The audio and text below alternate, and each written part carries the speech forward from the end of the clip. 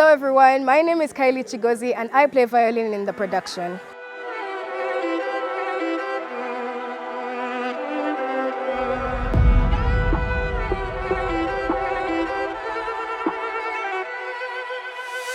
Violin is an emotional instrument that conveys a message through its playing, and I feel like playing violin in the production has built my leadership skills and my ability to work in a team.